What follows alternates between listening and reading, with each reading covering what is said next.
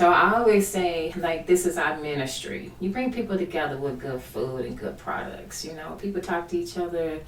They may have never talked to each other before, but they're sitting down sharing space with each other. Welcome to the Sharing Passion and Purpose podcast, a weekly podcast providing career and creative inspiration to help you build a purpose-filled life. If you're interested in tapping into your creative potential, pursuing a career with passion, and building on your biggest and best resource, yourself, please join me on this path. I'm your host, Nancy Moore, and I want you to know that I'm on this journey with you. So let's get started. Ifaseyi Amusan has fond memories of growing up with a grandmother who had a big, beautiful garden, despite living in South Fort Worth, Texas, an area known for high crime and gang activity. Her grandmother also enjoyed using the bountiful treasures that grew, turning them into meals for her family. The kitchen was truly the heart of her grandmother's home. Ifaseyi may have inherited her love of cooking from her grandmother, but her son, Onifade, inherited her love of baking. At a young age, Onifade was eager to be in the kitchen alongside his mother, and over the years, she has been his biggest cheerleader in fostering his passion for baking and encouraging him to progress in his craft. And now at age 15, he's opened his own brick and mortar location called Onifade's Cookie Co. We'll visit with both about their passion for providing good food and tasty treats, as well as their business partnership as a mother and son duo. I am so excited to be talking to two amazing individuals today. I have Ifaseyi and Onifade. Oh yes, I did it. Okay. We are together and I have been wanting to talk to you all for a while.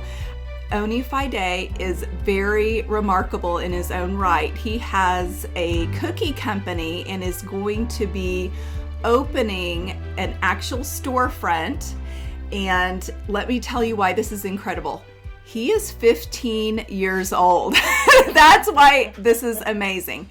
And he has a mother who has really fostered and encouraged and helped that passion. And so I wanted to invite them both to the podcast because his mother is talented as well.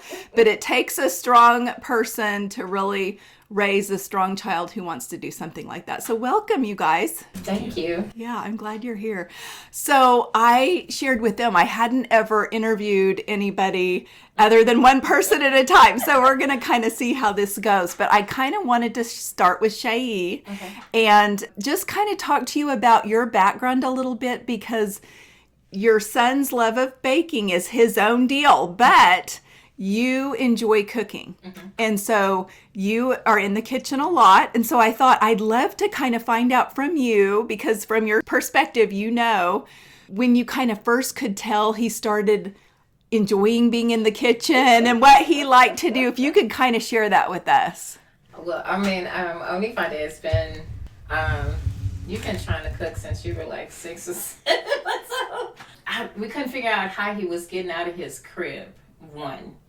And then we would come in the kitchen and there would be things thrown up on the stove where he's trying to, like, y'all gonna feed me. Yeah, I'm hungry. It's wow. Whatever. You know what I mean? So he's always been in the kitchen with me. Always making cookies. And whenever I would have caterings, he would dip the strawberries and make the strawberries and stuff. So, he's always been in the kitchen with me. So I think that it sounds like you loved having him there. There are some parents where because it creates a mess for kids, and they're not the ones typically cleaning it up. You are now. You're at the age where I'm sure your mother's like, clean all that up. But, it's a lot more work for a parent to kind of foster that love and, have them, I guess, encourage them. And so if you could kind of share with me too about why you decided to encourage him, because at a young age you did in his baking. So talk to me about that. So we've been trying to get to Nigeria. We'd be the first generation of our family to go back, right? And he wanted to pay his way. And he was like, well, we could bake cookies. I could sell cookies. And I was like, you sure? That's a lot of cookies. Yeah. Good in Nigeria. You sure? He's like, yeah, we could bake cookies. I'm like, okay. If you feel like we could bake cookies, we'll bake cookies. And how old was he? You were 6. Okay. You were 6. And we were talking about this the other day, how you started out with brown paper bags with a little face on it. Yeah. He would draw a little smiley face on there. We'll whip up the cookies. I have pictures. I mean, just from time, and I was like, okay. And it just took off. Everybody enjoyed his products. So it just took off. Yeah. That's so neat. Okay. So when we were talking before, you talked about Kitchen 66 and how that has helped you. And with you and your background being a chef and in catering, I said, oh, you went to the class, and you said, Onifade went with me. And I thought, oh, okay. So I want to hear more about that class and what you all learned, because from that's kind of been a springboard for him to open this cookie company. But tell me a little bit about the class and what helped you in that. So the Kitchen 66 program is really, I tell every food person that I know, it's very great to go through, because you get to play with your concept and not have the, you don't have to worry about all of the things that will go into that. Like, I got to go get this license and I got to go get this license. You get to do all of that on them, And all of the resources that you get. I mean, every week we had somebody coming in to tell us about the legal aspects, tell us about the licensures that we need to get. Health department came out and they did a big class. OSU, like, if you want to make different sauces and stuff, they help you do that, So many things that you wouldn't know about on the average, And then they have the test kitchen where you can set up your whole concept and go sell to the public, and you don't know who you may have come through and give you good reviews, or they may be a customer for life from there, or give you all the feedback that you need. We got to play with so many recipes and different stuff. I mean, stuff I didn't think. I was like, okay, we'll try it. You know what I mean? And it ended up being a hit. It's really a really, really good program, and everyone is very helpful. I mean, even when we first started, you got your baked goods in the general store. Until they figured out, oh, he needs this, and that, and we was like, okay, well, we'll just do it in the test kitchen. But it's amazing. Okay. It's really amazing. So I want to talk to you now, but you call him your miracle man. Yes. I call him my miracle man because I was on bed rest for 3.5 months in Baylor Hospital in Dallas. Oh, yeah. And he still decided to come early. Oh, my goodness. He was ready. Yes. He came at 7.5 months, 29 weeks. She came at 29 weeks. So he spent 2 months in NICU. But I mean, he's always had his own personality, even in my belly. Hey, you've always had your own personality. We actually have the sonogram. He wouldn't move so we could see his face, and I'm like, move, and he presses his face against my belly. So we have... That's cute, I think. We have his eye sockets, like you knew what his face was going to be. Oh, that's fun. I love it. Oh my God. Like, you've always been a character. Yeah. So now some people say, don't go into business with family. No. You have to have the right spirit to go in. What you think? Yeah, I have to have the right spirit. Yes. It's got to be... you can't be scared. Respect each other's talents, but we play off of each other a lot, Now, don't get me wrong, we got our issues. Like, we get our issues, but we work them out. And that's the big part of it. Work it out. Mm-hmm. Can't be in the same space with somebody just mad. Mm-hmm. Right. Work that out. Yeah. You know. But I feel like you genuinely just enjoy it so much. Yeah. Being together. Yeah. Yeah. What do you think about your mom? Since we first started this, I always liked how you This is like just kept pushing me. Even when people be like, "Oh, I don't like your cookies," and I'd be like, "They say they don't like my cookies," and you'd be like, "It's okay." it's okay. We'll perfect it. It's all right. It's okay. But I really appreciate her walking with me on this journey. Oh, yeah. Yeah. Yeah, that's neat. Yeah, and it's been a journey so far, and you have so much ahead, so much in store, I think, that's going to be really cool. So from your perspective, what do you remember about being in the kitchen when you were younger? I remember, when we first did our first expo. I forgot what type of expo it was. Mm-hmm. And I was doing the cookies, and it was an oven. And I was waiting, and I'm like, it takes forever For them to bake? for them to bake. And I'm like, they're not baking. Uh-huh. And you're like, they are, you just gotta give them time. They have time to bake. I'm like, okay. And I sat there for 5 minutes, check it again, they're still not done. Oh, I remember that time you cooked for your granny, girl. I came home from work, and I'm like, what is this mess? What happened? It was like, oh, he was making waffles. I was like, he don't know how to make waffles. You know, he don't know how to make waffles. He's like, Mama, I did like you did. I put flour and water. Yeah, and I made waffles. Mm-hmm. I was like, Mm-hmm. it's okay. Mm-hmm. Cool beans. Mm-hmm. Mm-hmm. I'm glad you're saying that, because you have to say it's okay. Right. And having fun, because I think if you say, oh my gosh, you've made such a mess, or yes, it takes forever to bake, or, whatever, I think that could be discouraging. And I see you being such a light and really an inspiration to your son, because saying, oh, don't worry about it. It'll bake a little longer, or, don't worry about what people say about your cookies, and we'll perfect the recipe, and working with him on that. What has that been like?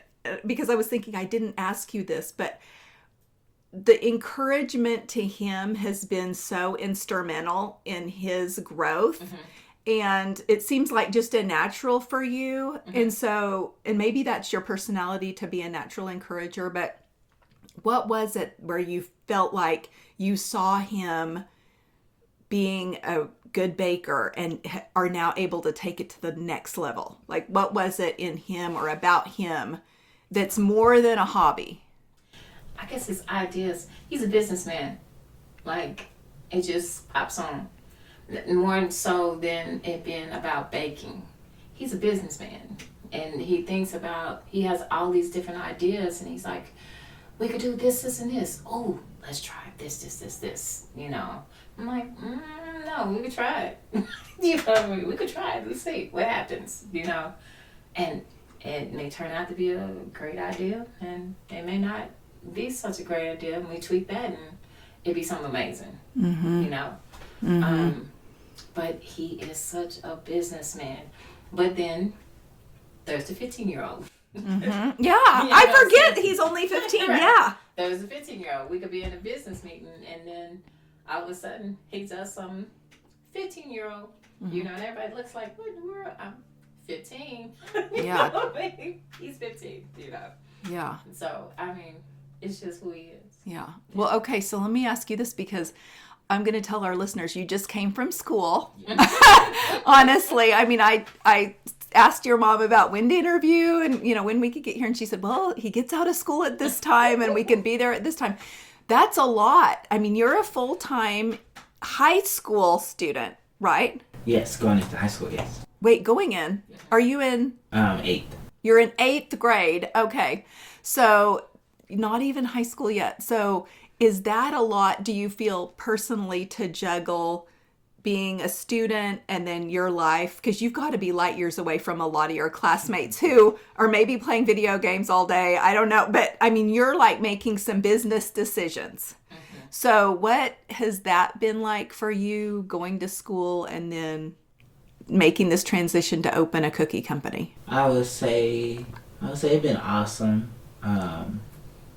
Because I'm not there, should have it done, but mostly everybody in school knows what I do. Sometimes it can be a real struggle, but all through the day it can be a smooth transition.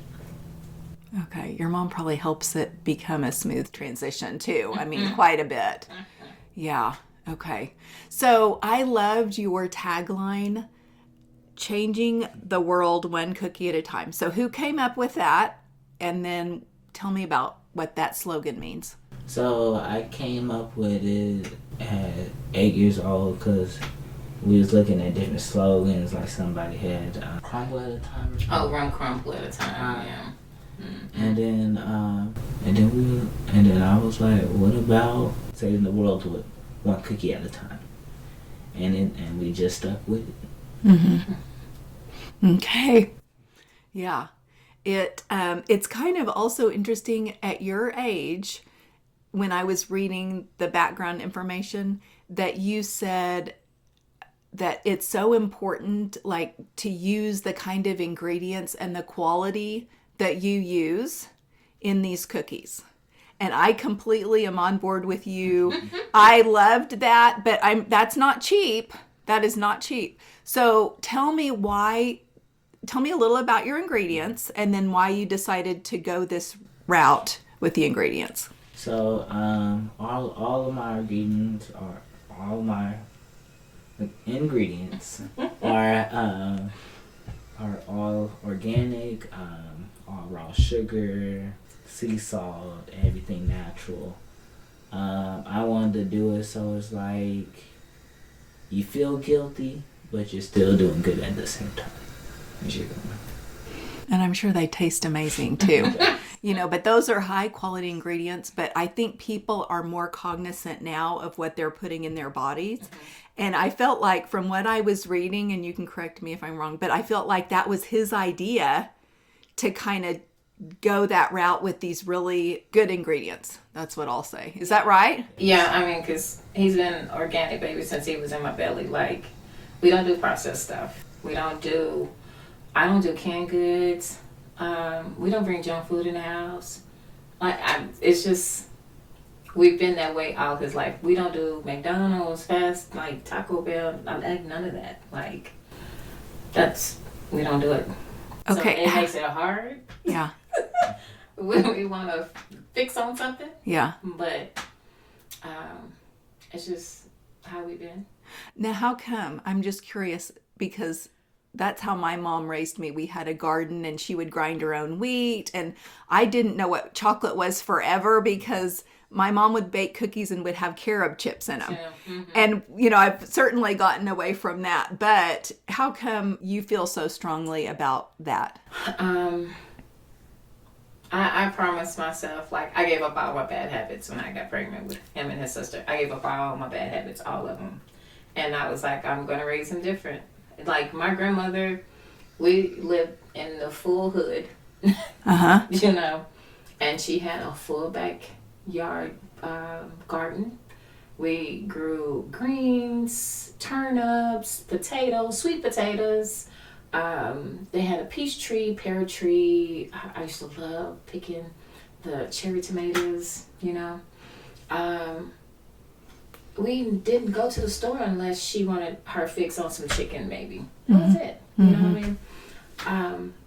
And I wanted to give him that.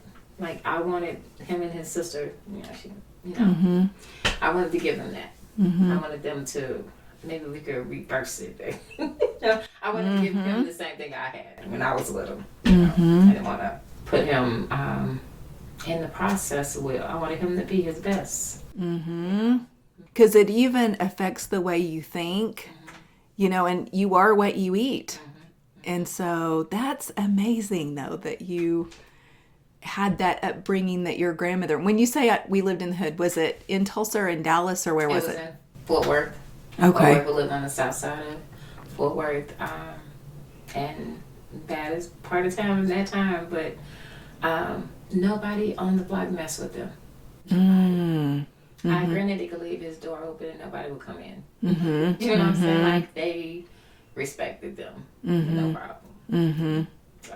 She really did you a service, I think, like Yes. helping you with that and the fresh stuff. But okay, I was curious at where that came from, because you really are using some amazing ingredients, and I'm sure your products show in that. You know, some great products too. So anyway, I wanted you to talk a little more about your products, because on your website I saw raw energizing fig bars. I saw maple pecan pie, and that doesn't contain corn syrup or cornstarch. Right. And I don't know how you even make it, because that's the whole thing, is like corn syrup or, you know, whatever is in it. But it's, you say whole food goodness, and you also have the option of gluten-free crust. And so do you want to kind of talk about the products that you have available? Some of them, just give us an idea, and then maybe even what your favorite one to make is. So let's go with that first. My favorite will be the sweet potato pie. And it's magic. It's like just takes to another level. But our pecan pie, we instead of us using crust, we use the butter crust, and trying to keep everything organic, as we say. Okay, so I did see on your website, is it ooey gooey cake? Am I saying the right? It's grandma's recipe? Sakatumi cake. Thank you. Sorry. Sakatumi cake. It is amazing. And grandma's recipe. Is that really like It's my grandmother's. your grandmother's? Okay. So did you grow up eating that, and now is that the same recipe, or did you all kind of perfect it a little bit? Perfected a little bit, but yeah. See, that's neat to be able to do that and have, it's kind of in a way paying respect to your elders by having something like that and a nod to her. I think that's pretty awesome. Yeah, that's pretty amazing. Good. Okay. So at 15, I know you're passionate about baking, but what else are you passionate about? I would say I'm also... I feel like this is a hard question, because I think your whole focus right now is opening the cookie company. Is that right? I think in your mind, that's like what you're going for. So, what I'm really passionate for is also being a lawyer, or being a patent lawyer that does business. So you're thinking about even law later on? Yes. Okay. That's neat. So now the money that you're earning from this business, when you open the business, is that maybe going to go towards the future education too? Yes. Okay. And also, have you all then been to Nigeria yet? No, so hopefully that'll happen in December. We're all planning to. Okay. Just had a little hiccup, but we found out this year we can get his passport, so. Oh, okay. Yeah. Okay. So, because I know some of that money you guys have been saving for a long time, but that's an expensive trip, like you said. And so I love that you all want to go back there, and I know you're going to make it happen, because you guys have been talking about it and planning on it and all of that. One of the things that I thought I want to mention that I thought was so neat was at the opening of your cookie company, you're having a private party, and we're recording before this happens, but it said on there African formal, and I wanted you to talk about why you have that on there. A nod to the family. Like, I mean, even with his colors, with the cookie and the bow tie, it's like red, black, and green, Nigerian colors. And it's so festive, the colors and everything, Like, I don't own anything black, and want it to be colorful and festive and everyone looking their best and enjoying their time. I love that. I love when people celebrate their heritage and their background. And when I saw that, I thought that's so amazing. Like putting that with this really monumental time of you guys opening this business. So it is the business. If you want to tell me where it's located and how people can find you on social media. And then I have one more question I'm going to wrap up with. Okay. So the location is at Yale and 11th. Okay. 1114 South Yale Avenue. Okay. And then my Facebook is Onifade's Cookie Co. IG is the business is also Onifade's Cookie Co. Okay. Yeah. Okay, that sounds great. I want to make sure, and I'll include that in my information too so people can find you, because I want people to find you. But I appreciate you guys talking to me. This has been so much fun. I have a theme for the year that I am asking people about. So I have Live Purposefully in 2023. So I wanted to ask you all how you're living purposefully. So I would say this. Me, when I cook and he bakes, things are not good without your love. You understand? You can't cook mad, you can't bake mad. It's not going to come out right? So I always say, like, this is our ministry. You bring people together with good food and good products. People talk to each other. They may have never talked to each other before, but they're sitting down sharing space with each other because of this great food and product. So that's our ministry. Like, I love to bring people out. That's my guilty pleasure, to see people laughing and having a good time and sitting down and, we made this space happen. Do you know what I mean? Yeah. Okay. Yeah. That's awesome. I think you're being very, very purposeful in what you're creating. Yeah. So I can't wait to see the space too. I think it'll be awesome. I'm so excited. Yeah. I'm so excited. It's been such a gift from God. Like, everything has been just laid in our lap. The whole place was totally... had everything there. Everything we needed. All we had to do was just come in and turn the lights on. Okay. Even the event space. Everything is outfitted. Okay. Yeah. It's interesting because when a door opens and it's just so clearly meant for you and you can see it, you're like, I know what's happening. Thank you. Yeah, that's awesome. Yeah, I love it. And I can't wait to see the space and be there too. So, yeah. Well, thanks you guys for talking to me. I appreciate it. You are welcome. Thank you for having us. Yes. Okay, everybody, that's a wrap on this week's episode. I want to thank you for listening to the Sharing Passion and Purpose podcast. It means the world to me, and I'd love to connect with you. Please follow me on Instagram, Facebook, and LinkedIn at Sharing Passion and Purpose, and Twitter at Passion Sharing. Also, if you like this podcast, it would mean a lot to me for you to subscribe, rate, and review it. And as always, all my show notes will be available on my website, sharingpassionandpurpose.com.